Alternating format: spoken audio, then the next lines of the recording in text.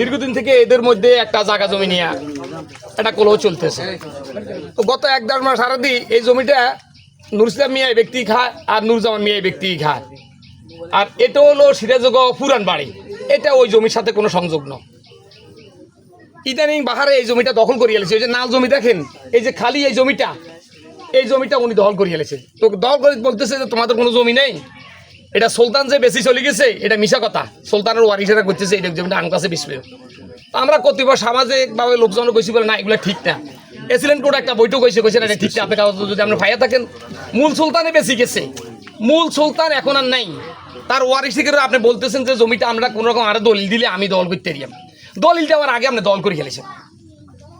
ইতিমধ্যে দেওয়ানি একটা মামলা সুলতানের ওয়াইফে করছে, না দেওয়ানি একটা মামলা নুসলাম মিয়া করছে, না দেওয়ানি আরেকটা মামলা সুলতানের ওয়াইফে আরেকটা লোকের বিরুদ্ধে করছে।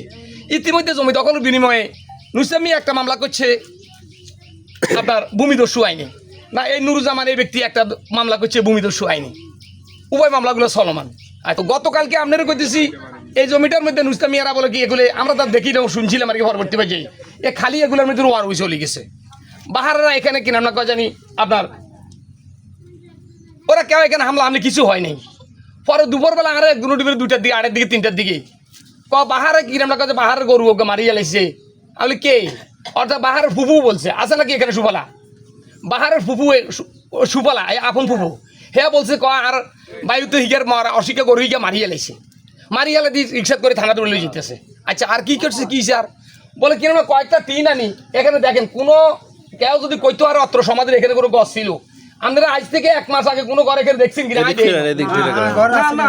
ঘর আসিল এখানে, ঘর আসিল আচ্ছা আলহামদুলিল্লাহ। তো এখানে সুফলা তার হু যাই গেল কয় এখানে সে কিছু টিন আনি আইলি বিলি হালাইতে আছে, কথা বুঝছেন নি? আচ্ছা তারপর কি হলো ও ট্র্যাক্টরে মাছ পড়ছে আর বাইরে থেকে একটা মাছের আনি পুকুরে হালাইয়া সে এখন আবার এগুলো ভিডিও করতেছে, কথা বুঝছেন? এগুলা ফুটেজ লয়ে আইতে চলে গেছে থানার দিকে। ইতিমধ্যে ওসি সাহেবের থানার মধ্যে অবগত করানো হয়েছে, স্যার এই ঘন্টা জানছি, কথাটা বুঝছেন নি? তো এখানে সমাজবাসীরা তার অত্যাচার অদৃষ্ট হয়ে যাচ্ছে, কোনো একটা লোক তার ভয়ে মুখ খুলে না। আমি এখানে পরিষ্কার কথা বলি, ওনার বিরুদ্ধে এটাই জমিটা আমরা 16-17 বছর ধরে জমিটা উনি শ্বাস করতেছে, আমরা দেখতেছি, আমরা এলাকাবাসী, আমি ওনার আপনি, আমি ওনার জামাই হই। এই বিগত 1 মাস 1.5 মাস 2 মাস আগ ধরে ও জমিটা দখল করে নিয়ে গেছে, আমরা আবার দখলে গেছি। এই বাহারের বাহিনী আছে, এই জোরপুক বা হুরা এলাকাবাসী এর জ্বালা অতিষ্ঠ, এ মাদক ব্যবসায়ী, এ চোরা চালানি সব কিছু এর দ্বারা সত্যি এদের জ্বালা এখানে থাকতে পারতেছি না আমরা। এ মামলা দিতে দিতে আমাদের হরানি করতে কালি একটা দিচ্ছে মামলা দিতেছে আমাদের জন্য সব আমরা হরানি। আমরা কোনো কালি আমরা রোয়ার হয়ে গেছি, কোনো জামিলা নাই। আর ফরদি গাছগুলো কাটি আমরা কি রোয়ার কি গাছ কি ফরে কাটি গেছি। এ মোটাঙ্গলায় মামলা দিতে আছে সরকার দিছে এ সমাজের বেয়াকেলা হেয়ারা মিথ্যা মামলা দিতে আছে, হেয়ারা এনে টিয়ে দেখা কোনো পুলিশ কোনো সাংবাদিক কারে মানে না। তাই আমরা নিরাপদ থাকতাম, আঙ্গর এত যুদ্ধ আমরা ভালো লাগে না, বুঝলি? নিরাপদ জেনে থাই।